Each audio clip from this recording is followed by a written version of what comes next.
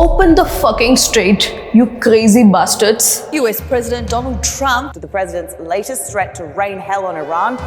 open the strait. You crazy bastards. This is what Donald Trump tweeted a few days back. The President of the United States of America, the commander of the largest military force in human history, and this is what he posted on social media just a few days back from his official account. There are new fears tonight of an even wider and more dangerous phase of this war.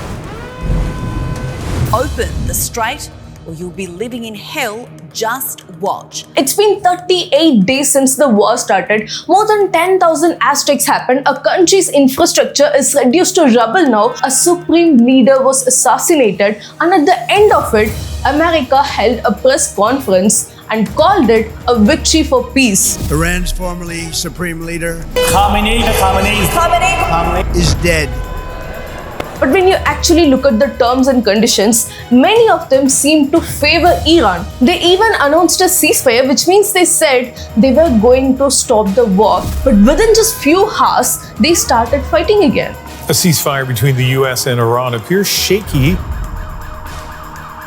The great Operation Epic Fury that America launched seems like working against America, at the same time also working against the Middle Eastern countries. So who exactly is winning here? See, to understand the panic, you have to look at this tiny piece of water, the Strait of Hormuz. Think of this like the main artery of the world's heart.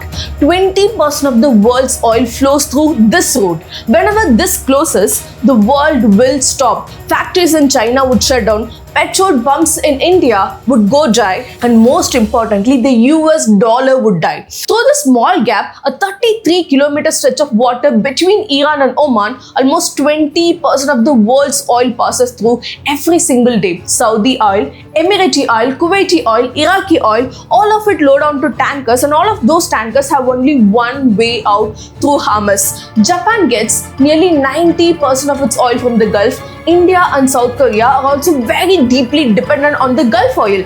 China, the second largest economy in the world, relies only on the Gulf energy to keep its factories running. And the thing is, we have no other alternative. Before the war, more than 100 ships transited the Strait of Hormuz every single day.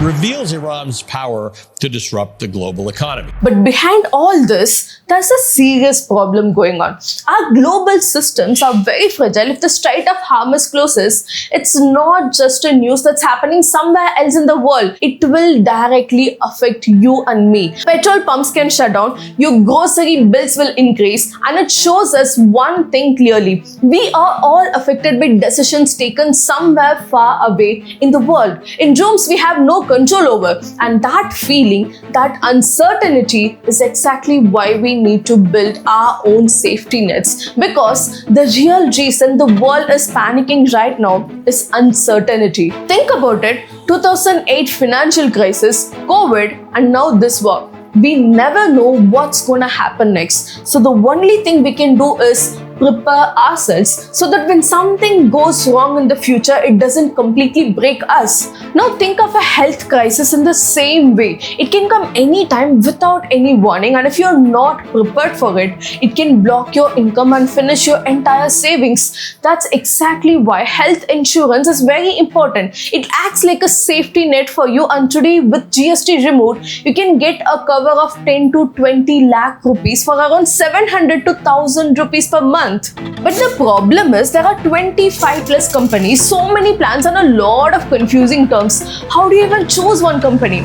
That's where the Ditto comes in, and I'm happy to tell you they are also sponsoring our today's video. Ditto is an insurance advisory platform backed by Zerodha, and they don't spam you, they don't push you random plans, and they help you understand everything in simple terms, suggest you the right plan based on your needs, and even support you during your claims. So you actually get the benefits you're paying for. And the best part is, it's completely free. With 24/7 support, you're not alone when something goes wrong in your life.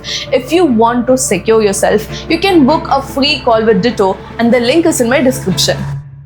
Now coming back to our story, there is no realistic alternative to replace the Gulf oil. If the Strait of Hormuz closes for any reason, even for a few weeks, the global economy will literally freeze. Oil prices will double, then triple, airline flights will stop running, factories will shut down completely, and the government will start making the emergency plan. The oil price boom is not just a hit for India's external balances. Hiked again. Now, Iran sits on the northern edge of the strait. Its coastline runs right along with it, and for decades, Iran has used this geography as its single most powerful bargaining chip. If you push Iran too hard, they will close the strait. If you single them out, if you corner them, they will make the whole world suffer for it. Iran has halted the passage of oil tankers through the Strait of Hormuz. The Iranians are already showing that they are trying to leverage their control over the strait. It's a very brutal kind of leverage, but it works every single time, and they are using it every single time. You know what Iran's embassy tweeted in response to Trump's tweet where he said that open the fucking strait, you crazy bastards. It's better keep your mouth closed and let people think you are a fool than to open it and remove all doubt. Iran is literally chilling and mocking the president of the USA, and there is literally a meme war going on between them. Instead of traditional war messaging filled with warnings and threats, Iran has opted for humor, pop culture references, and trends. After the World War II, the world needed a new financial system. Europe was completely destroyed. Asia was also badly fucked up. Most of the countries had lost their industries, the infrastructure they have built for centuries, and their money.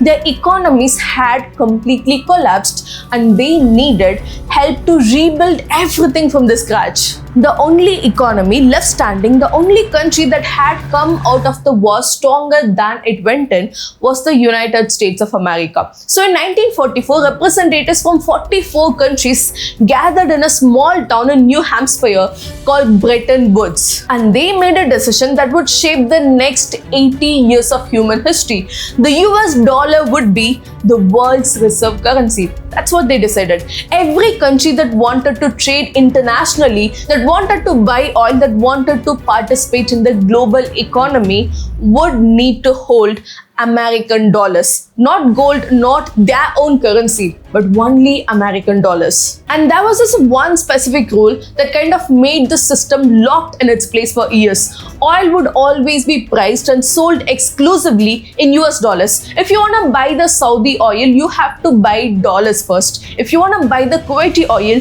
you have to buy dollars first. It did not matter if you're in Germany, Japan, Brazil, or in India. You needed dollars to buy the oil. Economists gave this a very fancy name, exorbitant privilege, but what it actually means is very simple.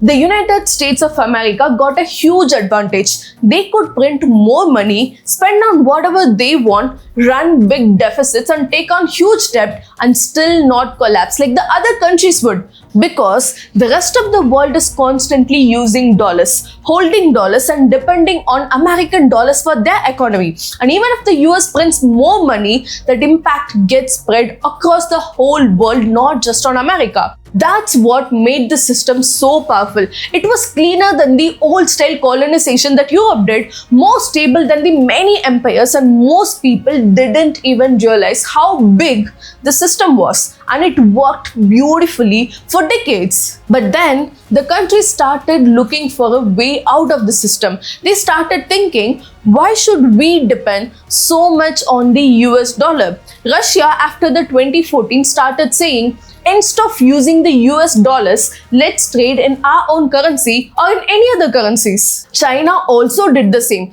They started making deals where they use yuan, their own currency, instead of the dollars. India also kind of tried this under the Atmanirbhar Bharat. We started experimenting, like we can buy oil using rupees instead of the dollars. And Iran, since they were already blacked from using the dollars because of some sanction issues, they had no other choice. So they started building their own system with countries like Russia and China. So basically, all these countries were trying one thing.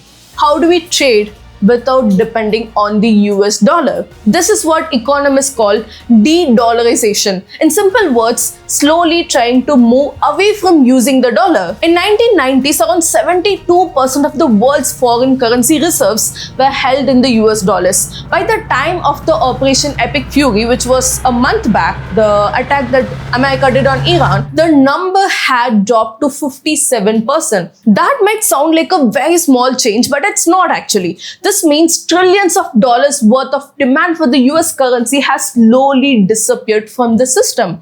Now let's come back to the Strait of Hormuz. See, the US military is almost always present around that area. Why? Because this is a physical checkpoint for them. Every single day, the energy supply for countries, the oil, like China, India, Japan and South Korea, passes through this single one narrow road. Now think about this. Even if China says, I don't want to use dollars, I'll use my own currency, they still have to pass through this road, which is in the control of US and its allies. So the control is not just financial anymore. It is not just about the transaction or currency. It is physical control, and no matter what currency you use, your oil still has to pass through this small gate, and America will always have an eye on it. And this is exactly what making someone like Donald Trump lose his mind. Because now, see, Iran is not just blocking ships or creating trouble for them. That's not the real issue here. The real issue is this: if Iran proves that they can close the strait and the US cannot stop them or cannot reopen it easily, Iran shows the world we control the route, not the US. Then suddenly, that special advantage the US had for years starts collapsing, and that one belief breaks once the world sees that US cannot fully control this route. That exclusive power America had for decades starts falling apart. And that's the real issue here. And that's also why America does not want Iran to become a nuclear power at any cost. That's why the supreme leader was killed with such an urgency. Yes, the supreme leader was oppressing the people of Iran, especially the women, but that's a different discussion altogether. The US is not acting to save the women of Iran. Their main focus is to stop Iran from becoming a powerful nation around the Strait of Hormuz. They want to maintain their authority over that particular region, and that's exactly why even when they agreed on ceasefire, America seems to have gotten this one leverage that nobody is talking about. Inside this agreement, there was a very small clause and it did not get much attention in the media, but it was a very important one. The clause said that US forces would be allowed to operate in certain security corridors inside the Strait of Hormuz, not under the UN, not as a joint international force, directly as the American military presence. Now understand what this actually means. America did not just win a war here. They got a direct physical presence in the most important oil route in the world, the same route through which 20% of the world's oil passes through every single day. So in simple terms, they now have control over the valve of the global oil supply. But winning the strait and winning what the strait represents are two completely different things. The exorbitant privilege. The reason the dollar became the world's reserve currency was never built on any military forces that America has today. No one held the other countries on gunpoint and forced them to use the US dollars. What made the dollar so strong was the trust, the belief that America was a stable country, that it followed all the rules, that it would act responsibly even when it had the power to set those rules, and that trust took 70 years to build. But America is very rapidly losing the trust. Brazil issued a statement against America attacking Iran. Multiple African nations also broke away from the US position, and many countries that had stayed neutral for a very long time with America suddenly started leaning against America. America may win in terms of military power, but in the long game, the bigger game of which country dominates globally and whose currency dominates, it is slowly losing that position. And that matters more than any military outcome. And for India, in the middle of all this, is very cleverly playing its game. India did not condemn America's attack on Iran. It also did not give a death message for the Iranian supreme leader for a very long long time. But at the same time, India asked both sides to stop fighting in a very neutral way, and it stayed away from taking any sides. And this is what I think is very brilliant. India has spent years building a position that works very precisely in a world situation like this. The Quad partnership with the United States, Japan and Australia on one side, and continued the energy and trade relationship with Russia on the other side. And in a world like this, the one we are living right now, this is a very smart thing to do according to me. The most valuable country right now is not the one who blindly supports one side. The most valuable country is the one that both sides need to keep engaged. And India slowly becoming that country. India wants to be in a position where America cannot afford to alienate it, China cannot afford to lose it, and Russia reaches out to it when it needs a neutral channel, and Iran still keeps ties even without expecting any strong support back. And honestly, this is a very smart way to play around this game. America went to war, spent nearly $200 billion. On paper, they might even win this war. But the most important thing that made them a superpower, they are slowly losing that. Right now, many of the American allies are struggling. Countries in the Middle East that are close to the US are facing the impact of this war. Even places like Dubai have taken a hit. So anyone who supports the US are suffering right now. Even people in the social media do not like the stance of US. I personally do not like the Iran leader because of his rules against women. But even I cannot side with the America. That is how difficult they are making it for the people to even support them. You cannot force the world to trust you by using military power again and again, and you cannot protect the dollar's dominance by showing that you will attack whenever your power is challenged. Because the moment you do that, every country watching starts thinking, tomorrow it could be us. And once that fear enters, the countries will slowly start looking for alternatives. So yes, America might win the war, it might even gain more control in the Middle East, but at the same time, it is losing the real superpower it had, the trust. And once that is gone, it's very difficult to get it back. And one last thing, just like the geopolitics requires a lot of planning and strategy, your financial future also does. If you have been thinking about getting your health insurance sorted, but kind of kept pushing it for so long, this is your sign. Head to Ditto Insurance using the link in my description, and they will help you find the right plan without any confusion or any pressure. Your future self will literally thank you for this.